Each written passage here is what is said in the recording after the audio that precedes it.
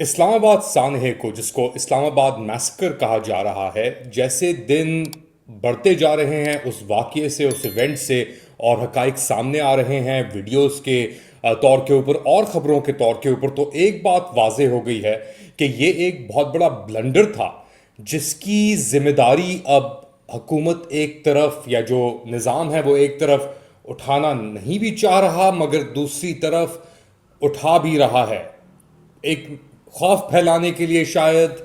और मगर जो प्रेशर है और जो हकाइक सामने अब आ गए हैं, ये नहीं पता हमें कि कुल कितने लोग शहीद हुए, जाँ बहक हुए इसके अंदर। ये एक बहुत बड़ा सवालिया निशान है, मगर हमें पता है कि इनकी तादाद दर्जनों में मुमकिन है। अब ये तो चीज़ें हो रही हैं पाकिस्तान में, इसको बाहर से कैसे देखा जाया जा रहा है, और स्पेशली पाकिस्तान तहरीक इंसाफ के जो सपोर्टर्स हैं, हिमायती हैं बाहर, वो इसको कैसे देख रहे हैं? ये सवाल और दीगर सवालात का जवाब देने के लिए हमें ज्वाइन कर रहे हैं बिलाल अंसार खान साहब, फ्रेंड ऑफ द शो। बहुत अरसे से गायब रहे हैं, अपनी तालीम के अंदर मसरूफियात में बिजी भी रहे हैं ये। तो बिलाल, आप और मैं दोनों ही बाहर बैठे हैं। अम, मैं तो अपना तजिया देता रहता हूँ क्या हो रहा है मेरे पर्सपेक्टिव से, मैं किस तरीके से देख रहा हूँ। आप क्या देख रहे हैं? जो वाकयात हुए हैं 26 नवंबर को, कितने सिग्निफिकेंट हैं और उसके क्या मायने हैं आपके लिए? मेरा बहुत बहुत शुक्रिया अली भाई, क्या हाल चाल आपके।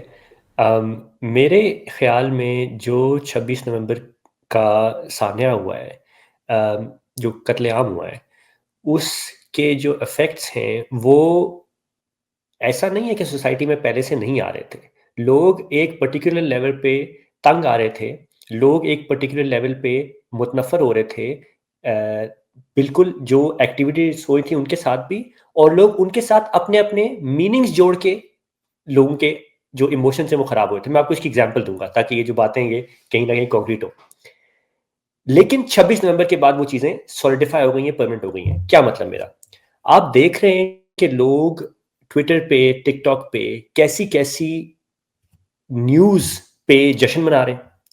मतलब इतने गलत, मतलब किसी बंदे की कहीं शहादत हो गई या कुछ हो गया, उस पे लोग बाकायदा खुशी के अल्फाज जाहिर कर रहे हैं। इससे आपको क्या नजर आता है कि जो लास्ट, देखिए ऐसा कभी नहीं हुआ पाकिस्तान मेन स्ट्रीम पे, कभी ऐसा नहीं हुआ कि एक आम आदमी जिसका एक्सेंट लाहौरी एक्सेंट है, जिसका एक्सेंट पिंडी वाले का एक्सेंट है, वो किसी ऐसी खतरनाक खबर पे जश्न मनाने की बात करे। ये बहुत ही गलत बात है, क्योंकि हमारे जो शोधा हैं वो अपनी जिंदगी की जो सबसे बड़ी जो जान होती है ना, जो अपनी जान से ज्यादा कोई बंदा किसी को कोई ऑफर नहीं कर सकता चीज।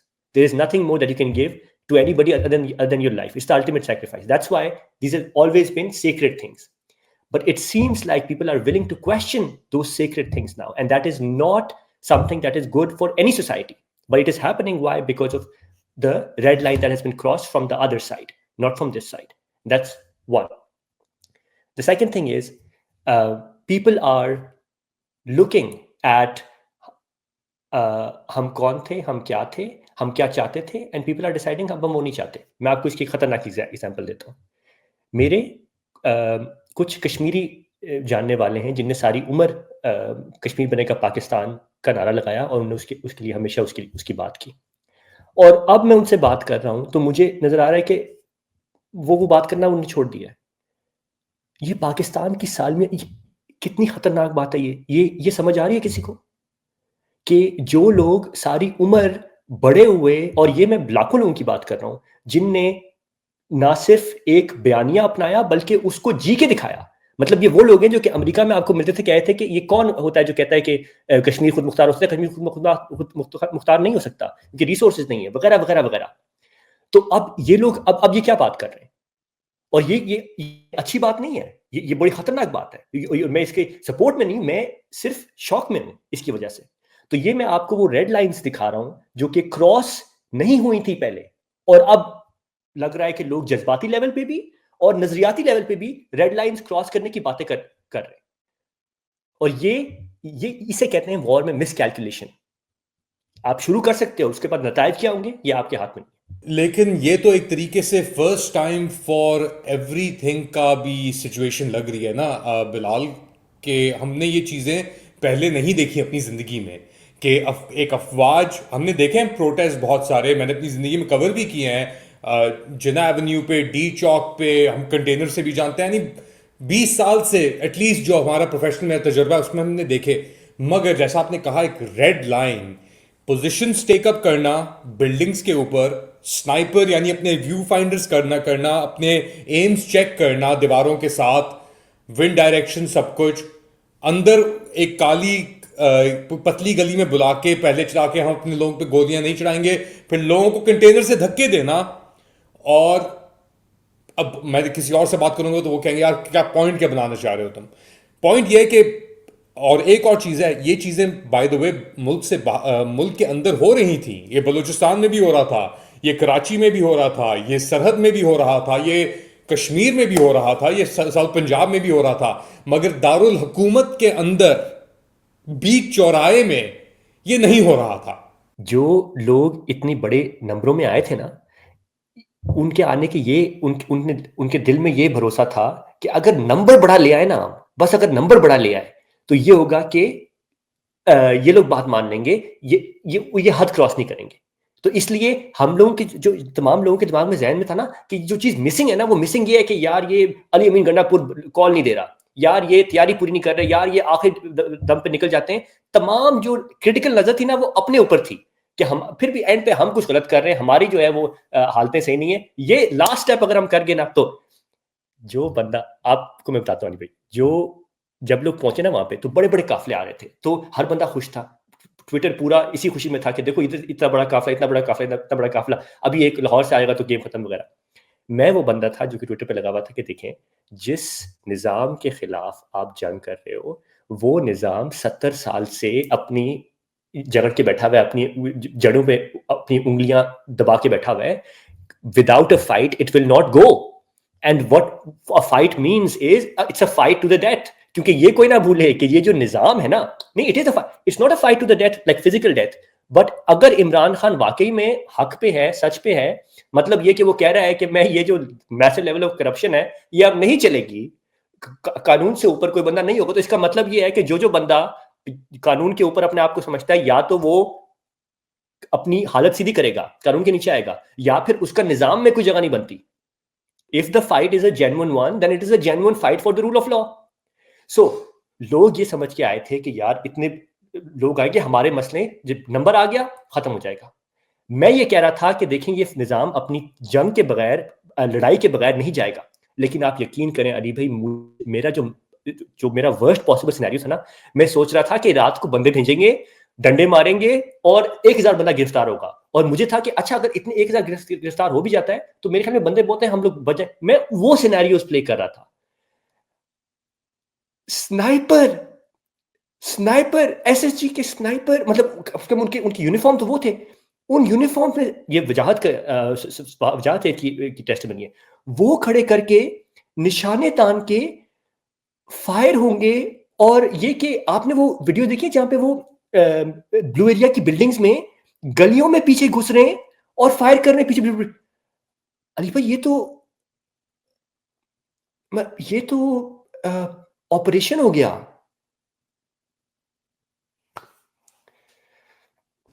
एक बहुत ही अपना एब्सोल्युटली ऑपरेशन हो गया। और फिर उसके बाद एक डबल माइंड के अंदर भी वहाँ पे हुकूमत है। खैर उनका तो एक नुक्ता नज़र है, मोहसिन नकवी साहब, ये सब लोग।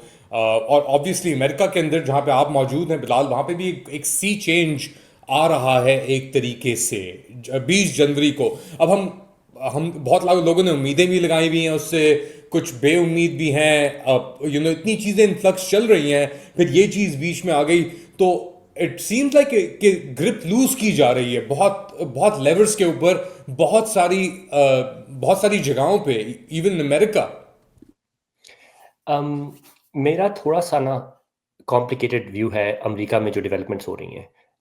मसलन ये कि अमेरिका में पाकिस्तानी लोग जो कर रहे हैं उसमें तो कोई दो राय नहीं, वो बहुत पूरी कोशिश कर रहे हैं कि किसी तरह से जो नई एडमिनिस्ट्रेशन आ रही है डोनाल्ड ट्रंप की, वो इमरान खान से जो पुराना रिश्ता था ट्रंप का, एक अच्छा पॉजिटिव रिश्ता था, उसके मुताबिक वो प्रेशर डाले पाकिस्तानी इस्टेब्लिशमेंट पे कि वो पीछे हो अपनी स्टेप से। वो अभी तक से पूरी कोशिश कर रहे हैं। लेकिन अमेरिका में जो इक्वेशन है वो इतनी सिंपल नहीं है। डोनाल्ड ट्रंप ने जो लोग हायर किए हैं, जो कि नेशनल सिक्योरिटी के बंदे लगे हैं, जो उसके फॉरेन सर्विस बंदे लगे हैं, वो उनका उनका कोई इमरान खान प्रो बयानिया नहीं रहा, बल्कि वो बड़े खिलाफ रहे हैं इमरान खान के एक्शंस के, इमरान खान के उस पे, और उनका बहुत प्रो इंडिया वो रहा है। अब इसका मतलब ये है कि या तो आप ये समझें कि डोनाल्ड ट्रंप खुद बजाते खुद या फिर उनकी जो एडमिनिस्ट्रेशन में पाकिस्तान इमरान खान के दोस्त थे, मसलन माइक पॉम्पेओ वगैरह, वो खुद कुछ, जो कि अभी नहीं है, इसका रोल नहीं नजर आ रहा अभी, खैर वो लोग क्या नाम है थोड़ा सा पुश करेंगे। या तो आप वो नजरिया रखें, या आप ये रखें कि डोनाल्ड ट्रंप खुद याद करेगा इमरान खान को और उसकी तरफ से रखेगा। अब ये दोनों चीजें जो हैं, ये साइड की चीजें हैं। जो इंपॉर्टेंट चीजें हैं कि जो बेन बंदे जिनका काम है साउथ एशिया की पॉलिसी बनाना वगैरह, नीचे बंदे हायर करना, डोनाल्ड लू जैसे लोगों को पे नजर रखना, वो लोग इस इतने इंटरेस्टेड नहीं मुझे नजर आते इमरान खान की रिलीज में या वो। I hope कि I am proven wrong, but that is not what I'm seeing right now. So at the end of the day, it still remains a fight for us. हाँ, मगर इतना जैसे नेफेरियस कैरेक्टर्स विक्टोरिया न्यूलैंड जैसे, ये पूरा एक जो neo liberal Blinken state department जो चल रहा था, और जो उनकी डीलिंग्स थी, एम्बेसडर ब्लोम भी लगे हुए थे आपके पाकिस्तान के अंदर, उनका किरदार is out in the open as well. तो एक तरीके से एक चेंज तो आएगा डायरेक्शन में, no matter what. Yeah, I agree with you कि कम से कम अगर अली भाई, मैं इस बात से एग्री करता हूँ कि चेंज आएगा इन द सेंस कि कुछ ना कुछ डिफरेंट होगा, लेकिन आप ये सोच रहे हैं कि कम से कम न्यूट्रल चेंज तो आएगा ना। कम से कम जो थे पिछले थे वो तो बाकायदा एस्टेब्लिशमेंट की सपोर्ट कर रहे थे, ये जो है ये कम से कम न्यूट्रल हो जाएंगे। मैं ये कह रहा हूँ कि मुझे यकीन नहीं है कि ये कम से कम न्यूट्रल होंगे, इसलिए क्योंकि अगर क्योंकि क्योंकि इसलिए क्योंकि ये लोग इमरान खान के हक में नहीं रहे। ये इनको को भी वो पसंद नहीं आया, इनको उसकी इंडिपेंडेंट एक्सर्शन पसंद नहीं आई। ये पाकिस्तान को उस तरह एक्सर्ट करते हुए देखना, क्योंकि पाकिस्तान की एक्सर्शन जो थी ना, वो चाइना के साथ अलाइन होने में भी थी कि फ्यूचर जहां जा रहा है हमारे खित्ते का, उसके मुताबिक हम चाइना के साथ खड़े होंगे। बड़े बड़े इंपॉर्टेंट, इमरान खान का हमेशा ये था कि हम यूएस के खिलाफ नहीं जाएंगे, लेकिन जाहिर सी बात है हमारा जो बड़ा इकोनॉमिक पार्टनर होने वाला है फ्यूचर में, और वो चाइना था, और that's what we were gearing up to stand up to and stand.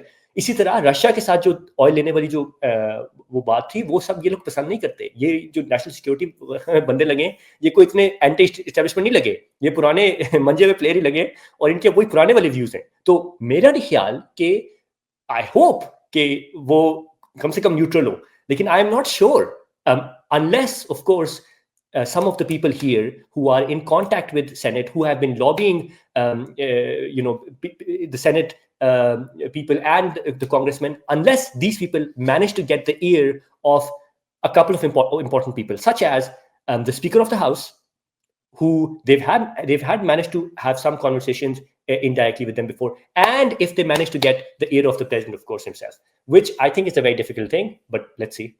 Well they did hold ये पाक पैक, और इन्होंने लारा ट्रंप के साथ भी इंगेजमेंट की थी जीतने से पहले, और फिर जब वो जीता और उसने आके स्पीच दी तो वो खड़ा हुआ था, उसके सीधे हाथ पे आए थे क्या उल्टे हाथ पे लारा ट्रंप एक तरफ खड़ी हुई थी, मिलानिया दूसरी तरफ खड़ी हुई थी।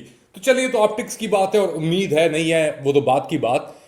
500 से ज्यादा दिन हो गए इमरान खान को जेल में, पिछले कुछ दिनों से वो इनकम्युनिकाडो है। पता नहीं अजीब अजीब खबरें चल रही हैं, ये हो गया, वो मास्क पहना दिया, सूंघ लिया, ये वो, but he is 72 years old, regardless of what you and I think. 72 साल के बंदे को आपने 500 दिन से जेल में रखा हुआ है, और उसके ऊपर पता नहीं क्या क्या आप कर रहे हैं, उसके ऊपर एक्सपेरिमेंटेशन, एक जिद में आके उन केसेस के ऊपर जिनको सबने आपने डिक्लेयर कर दिया कि यार ये बेसिकली इनकी कोई बुनियाद नहीं है, बेबुनियाद है। तो क्या क्या करना चाह रहे हैं फिर इवेंचुअली? कोई मसाया थोड़ी है वो बंदा, वो इंसान है भाई। या एंड आई वुड एक्चुअली से कि चलें 2-3 चीज़ों को मेंशन करते हैं कि जो इनने किया है। नंबर 1, इमरान खान की जो चारपाई है वो इनने ये दी। पहले तो उसको ये मैं पिछले 1 महीने की बात कर रहा हूँ। चारपाई हटा दी, उसको फर्श पे सोने का कहा, और उसके बाद जो चारपाई थी, वो ये बुशा बीबी के अल्फाज हैं कि वो उनने हाथ का इशारा बना के कहा कि ये थी उसकी चारपाई। ठीक, बगैर बिजली के 10 दिन रखा, फूड पॉइजनिंग 2 दफा हो चुकी है इमरान खान को, और ये कि उसके सेल का साइज जो है वो कहीं कुछ लोग कहते हैं 6 बाय 8 है, कुछ लोग कहते हैं 6/10 है वगैरह। तो ये तो आपका, आप जो बात कर रहे थे ना इमरान खान की 72 साल की उम्र में, वो मैंने कहा उसको थोड़ा कॉन्क्रीट करते हैं, उसको ज़मीन में रख के ये लोगों के दिमाग में पीछे जाना चाहिए। ये है इमरान खान की स्ट्रगल जो वो कर रहा है। दूसरी बात कि जो मेरा ग्राइप है ना, मेरा पर्सनल ग्राइप इसमें, वो मेरा पर्सनल ग्राइप इस वक्त पीपल्स पार्टी, सॉरी, पीटीआई की लीडरशिप के साथ है कि जब इमरान, क्योंकि इनने समझा हुआ है, बहुत सारे लोग हैं, इनने समझा हुआ है कि इमरान खान ऐसा कोई सख्त, ऐसा कोई जबरदस्त दियो हेकल आदमी है ना कि उससे कुछ नहीं हो सकता, वो खड़ा रहेगा। तो मतलब हम लोग यहाँ पे नेगोशिएशन करते रहे, हम लोग यहाँ पे इधर एक आध डील करते रहे, कोई फर्क नहीं पड़ता। खान साहब खड़े रहेंगे, हमें पता है वो 3 महीने बाद भी खड़े रहेंगे, तो वो 3 महीने निकाले। This is such a massive, पहली बात इनसेंसिटिव बात, मतलब अब अगर सब कुछ छोड़ दे तो आपने जैसे कहा कि वो एक 72 साल का आदमी है, कितना एक बर्दाश्त की बंदे की जरूरत है। लेकिन उससे बढ़कर ये कि जितना आप स्पेस देते हो ना, उतना अगले समझते हैं कि ओ अगर हम एक कदम और आगे बढ़ जाएं, क्या चला जाएगा। आप समझ रहे हैं कि ये लोग यहाँ पे समझते हैं कि ओ अभी हम थोड़ा खान साहब और महीना बर्दाश्त के 2 महीने बर्दाश्त कर लेंगे। वही अगले ये नहीं सोच रहे, अगले सोच रहे हैं कि अगर ये बर्दाश्त कर गए सपोर्टर, तो अगला स्टेप भी बता। अभी जो शहबाज गिल की खबर आई आपने सुनी कि एक, it's an American journalist, I think there it's perhaps two, but at least one, who, this is Shehbaz Gill telling us that there was a meeting of brigadier generals, right? And उनने बैठ के ये discuss किया आपस में कि अगर खान साहब नहीं रहते तो क्या होगा। तो अगलों ने कहा कि मतलब साहब चुप हो गए। तो फिर साहब ने खुद कहा कि 1 महीना लोग हीरो वर्शिप करेंगे, 1 महीना बाद उसके बाद लोग चुप हो जाएंगे। अब जाहिर सी बात है, ये बात तो आप छोड़ दें कि लोग चुप नहीं होंगे। पाकिस्तान हमेशा के लिए ना सिर्फ बदलेगा बल्कि इतने अनएक्सपेक्टेड तरीकों से बदलेगा कि आप भूल जाएं कि हम पिछली दुनिया में रहे हैं। पहली बात तो ये होगी। लेकिन दूसरी बात, इससे आपको नजर क्या आता है, वही जो मैं कह रहा हूं कि आप अगर उनको ढील देते रहेंगे तो अगली ढील लेते रहेंगे और उनके ख्यालात जो हैं वो मजीद खराब होते जाएंगे। ये रिस्क मत लें। बहुत डिफिकल्ट सिचुएशन आप एक्सप्लेन की आपने Bilal. Thank you so much for your time. अपना ख्याल रखिएगा और गुजारिश होगी कि आप ज़्यादा एक्टिव रहें अपने ख्यालात के साथ और सोशल मीडिया के ऊपर भी। मुझे पता है कि आप बिज़ी हैं, मसरूफ़ हैं, बट आपके ख्यालात की ज़रूरत भी है मेरे ख्याल से इस वक्त पाकिस्तानियों को। बहुत बहुत शुक्रिया अली भाई, फिर इंशाल्लाह मिलते हैं। ये थे बिलाल अंसार खान साहब और ये बता रहे थे हमें कि बाहर से इस्लामाबाद सानहे को किस तरह देखा जा रहा है, अमेरिका से उम्मीदें लगानी चाहिए नहीं लगानी चाहिए। एक बहुत रियलिस्टिक व्यू है, बट जिस रफ्तार से चीज़ें आगे मूव कर रही हैं, अब रियलिस्टिक क्या है, ख्याल में क्या है, किसके क्या है, ये नहीं पता। क्योंकि अब एक रेड लाइन जो क्रॉस कर दी गई है इस्लामाबाद सानहे के बाद, वो अब इसके दूसरी तरफ क्या है किसी को नहीं पता। आप क्या समझते हैं बताएं मुझे कमेंट सेक्शन के अंदर। Do like, subscribe and share this content. अपना ख्याल रखिएगा। अगली बार तक अल्लाह हाफ़िज़।